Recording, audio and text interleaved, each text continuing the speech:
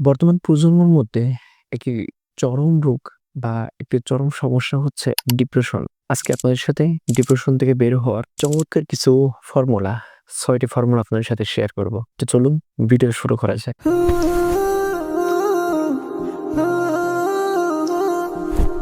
আসসালামু আলাইকুম রহমতুল্লাহ। আমি আরাফাত আব্দুল্লাহ। আপনারা দেখছেন প্রাপ্যতা থেকে।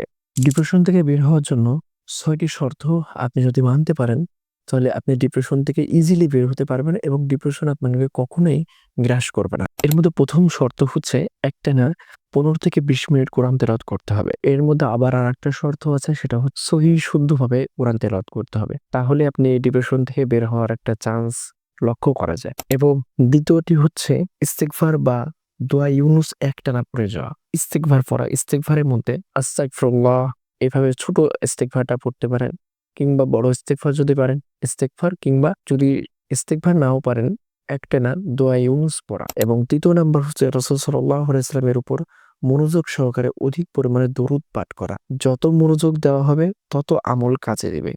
এটি আসলেই অনেক চরম একটি সত্য কথা এবং একটা প্রমাণিত একটা আমল, যে আমলটা আমি নিজেও করেছি এবং শুধু আমি নাই, আমার ছাত্র জীবনায় এগুলো আমি দেখেছি, যারা বিপদে পড়লে পরে দরুদ শরীফের মাধ্যমে অনেক বড় ধরনের বিপদ-আপদ থেকে রক্ষা পেতেন। যা নিয়ে ভিডিও ইতিপূর্বে আমাদের শর্ট ভিডিওতে দরুদে ফজিলতের ভিতরে আলোচনা করা হয়েছে, ওইটা আপনারা দেখতে পারেন। ৪র্থ নাম্বার হচ্ছে অত্যাধিক পরিমাণে লা হাওলা ওয়ালা কুওয়াতা ইল্লা বিল্লাহ পড়া। এবং ৪র্থ নাম্বার এই কাজটি খুবই চমৎকার।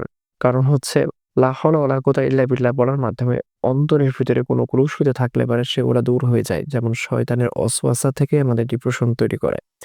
ডিপ্রেশন নিয়ে প্রপার একটা ভিডিও আসবে এবং ডিপ্রেশনের কিছু বইও পাওয়া যায় বাজারে। আমরা সেটা নিয়েও কথা বলব ইনশাআল্লাহ। ৫ম নাম্বারটি হচ্ছে প্রতিদিন মনোযোগ সহকারে আল্লাহ তাআলার কাছে লম্বা সময় দোয়া করা এবং দোয়ার পূর্বে অল্প বা বেশি সদকা করে দোয়া শুরু করা। আমাদের মধ্যে অনেকে আছে যারা আমরা দোয়া করি অথবা দোয়া টুকটাক যাই বা করি, সদকা আমরা করি না। সদকার মাধ্যমে বালা মুসিবত থেকে দূর হওয়া যায় বা বালা মুসিবত থেকে আল্লাহ সুবহানাহু ওয়া তাআলা আমাদেরকে হেফাজত করেন। এজন্য এই সদকার বিষয়টিও অনেক চমৎকার। আপনারা চেষ্টা করবেন দোয়ার সাথে, সাথে সদকা দেওয়ার বা সদকা করার। অন্ততপক্ষে সপ্তাহে ৩ দিন, ২ দিন, নির্দিষ্ট কিছু দিন বাছাই করে সেভাবে আপনারা সদকা করার চেষ্টা করবেন। এবং সর্বশেষ ৬ষ্ঠ নাম্বারটি হচ্ছে অত্যাধিক পরিমাণে আল্লাহর জিকির করা। এই জিকির করার মধ্যেও অনেক কিছুই বিরাজমান।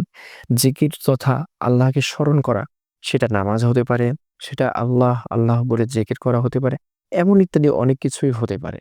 যতগুলো আমল বললাম, এই ৬ টি আমলের মধ্য থেকে যেকোনো একটি আমল আপনার জীবনে একটা ভালো পরিবর্তন এনে দিতে পারে।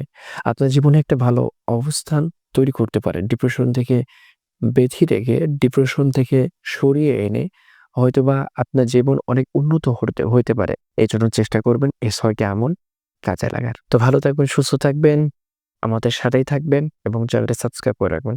আসসালামু আলাইকুম ওয়া রাহমাতুল্লাহি ওয়া বারাকাতুহু।